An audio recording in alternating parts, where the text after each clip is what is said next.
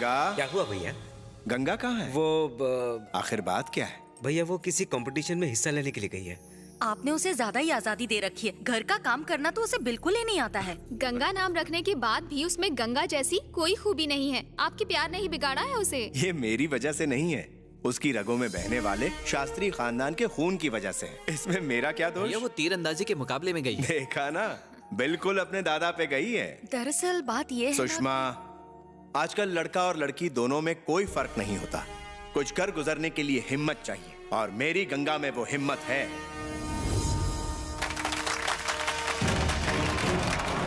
जो इस प्रतियोगिता को जीतेगा उसे गोल्ड मेडल के साथ शास्त्री पुरस्कार दिया जाएगा। रेडी?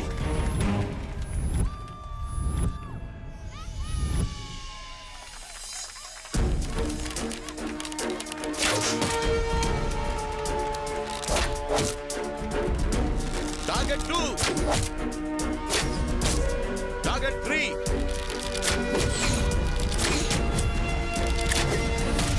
अगली प्रतियोगी शास्त्री खानदान से गंगा।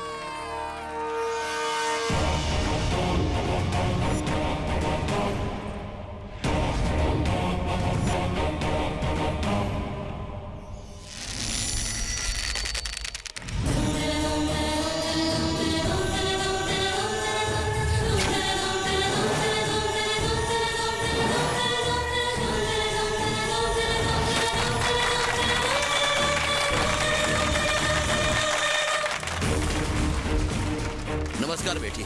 ऐसे कारनामे सिर्फ शास्त्री परिवार के सदस्य ही कर सकते हैं।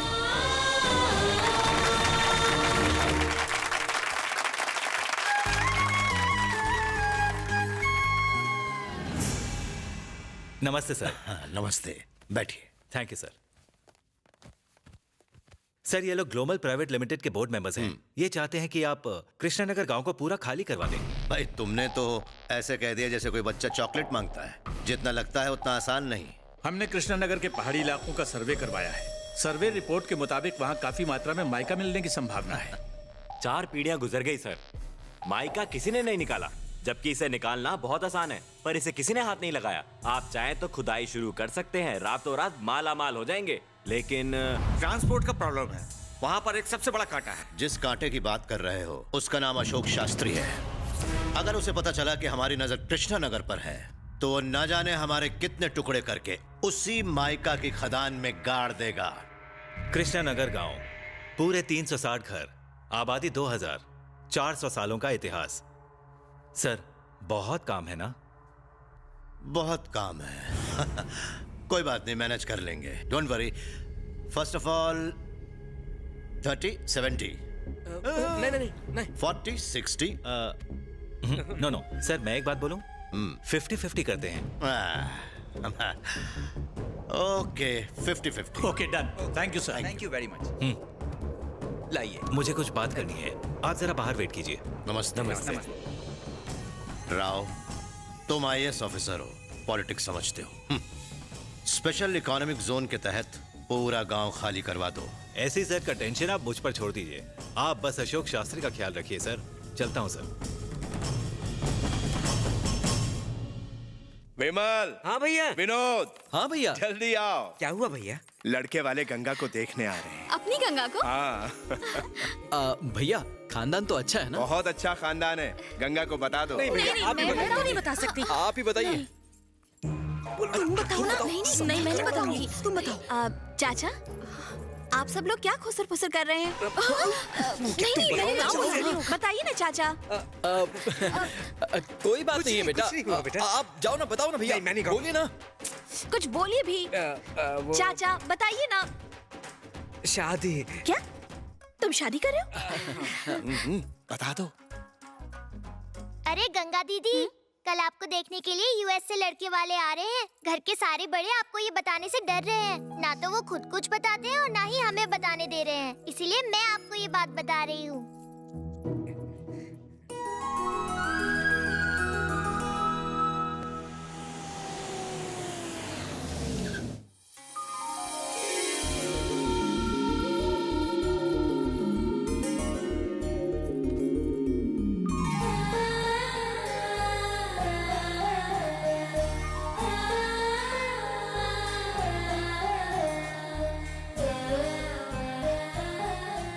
मैं इनसे अकेले में कुछ बात करना चाहता हूँ।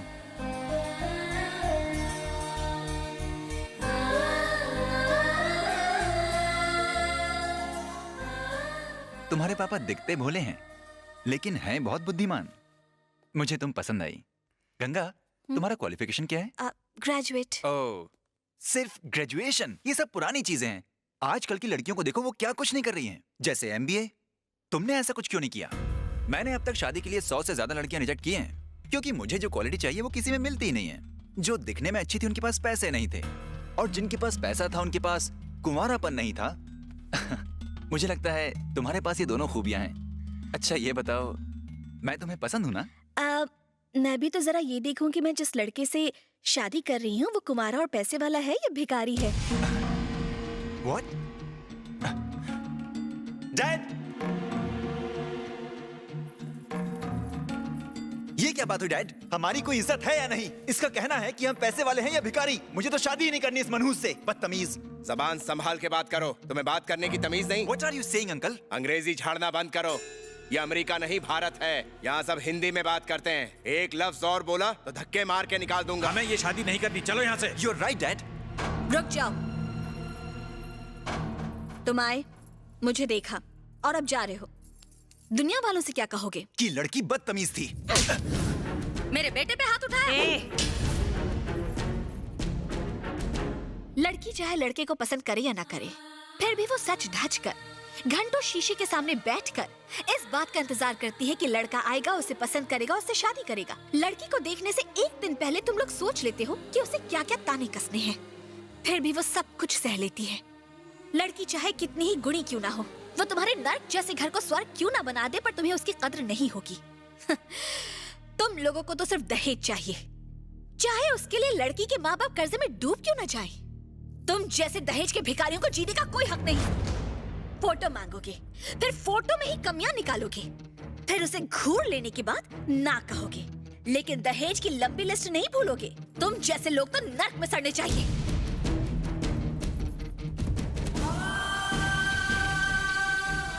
पापा, मैंने गलत तो नहीं किया ना?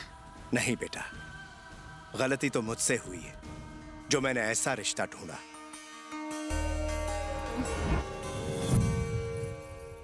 पहले भी चंडी अन्याय सहन नहीं कर सकती थी, और आज भी अन्याय की खबर मिलते ही चंडी मदद के लिए पहुंच जाती है। नमस्ते अशोक जी। नमस्ते। नमस्ते। बताइए कैसे आना हुआ? सरकार ने आपके गांव में फैक्ट्री लगाने का फैसला किया है। आप हमसे किस तरह की मदद चाहते हैं? ये गांव खाली करना होगा। क्या बकते हो? गांव के बारे में एक लफ्ज भी कहा तो जान ले लूंगा।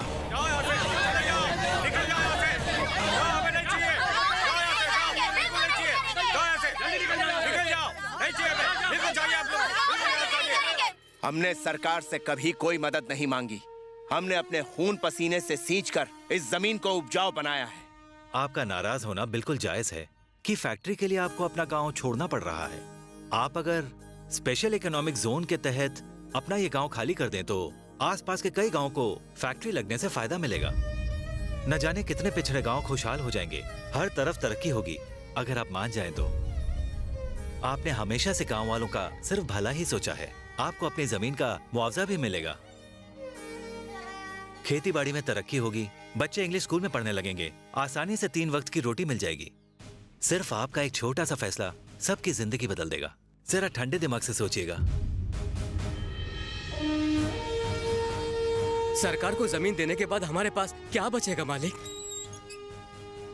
हमारी जमीन चली जाएगी तो हम खाएंगे क्या मालिक? विकास के नाम पर न जाने कितने गांव तबाह होंगे।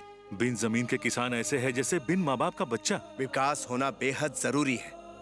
कब तक किसान आत्महत्या करते रहेंगे? हम अपने बच्चों को भी डॉक्टर और इंजीनियर बनते देखना चाहते हैं। अगर हमारे गांव की वजह से सबकी तरक्की होती है तो इसमें हर्ज ही क्या है?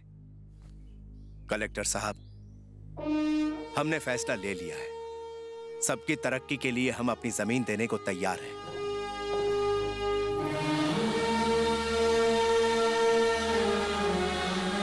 पापा, आज तक आपने जब भी कोई फैसला लिया मैंने आपके चेहरे पर खुशी ही देखी है। आज के फैसले के बाद आप दुखी क्यों हैं पापा? गांव छोड़ना मेरे लिए कुछ इस तरह है जैसे आत्मा शरीर से अलग हो रही हो। ये खेत, खलिहान, भाईचारा सब खत्म हो जाएगा। यही सब सोचकर मैं दुखी हूं बेटा। गांव वाले बहुत भोले हैं। मैं नहीं चाहता मेरे फैसले से उन्हें कोई नुकसान पहुंचे। यही बात मुझे खाए जा रही है। लेकिन सड़कें, स्कूल, फैक्ट्री, रोजगार तरक्की के लिए जरूरी है। परिवर्तन ही इस संसार का नियम है। देश के लिए, उज्जवल भविष्य के लिए हमें इस गांव को छोड़ना ही पड़ेगा बेटा।